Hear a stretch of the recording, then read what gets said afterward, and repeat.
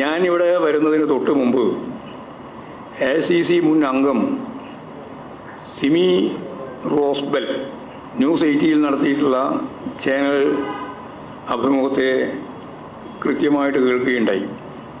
അവിടെ പറഞ്ഞ കാര്യങ്ങൾ മുഴുവൻ നിങ്ങളുടെ മുമ്പിലുള്ളതാണ്, ഞാൻ വിശദീകരിക്കുന്നില്ല. കോൺഗ്രസിലെ യോഗ്യത, നേതാക്കളുമായുള്ള ബന്ധം, അവസരം കിട്ടാൻ ചൂഷണത്തിന് നിന്നുകൊടുക്കണം, പ്രീതിപ്പെടുത്താൻ പുറത്തായതുകൊണ്ട്, അതായത്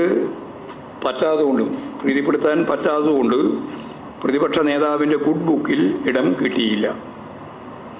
പ്രീതിപ്പെടുത്തിയാൽ കഴിവും പരിചയവും ഇല്ലാത്തവർക്ക് നേതാക്കളായി മാറാം. കോൺഗ്രസിൽ വനിതകൾക്ക് വളരാൻ സ്പോൺസർമാരെ വേണം. നടക്കുന്നത് അഡ്ജസ്റ്റ്മെൻറ്റ് രാഷ്ട്രീയം.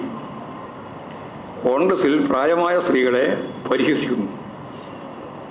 കോൺഗ്രസിൽ ലിംഗവിവേചനമുണ്ട്.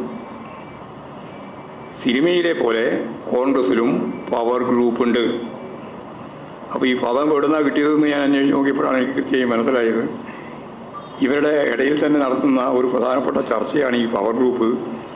സിനിമയെ പോലെ കോൺഗ്രസിലും പവർ ഗ്രൂപ്പുണ്ട് എന്നാണ് ഈ സിമി റോസ്ബെല്ലിൻ്റെ അഭിമുഖത്തിൽ പറയുന്നത്.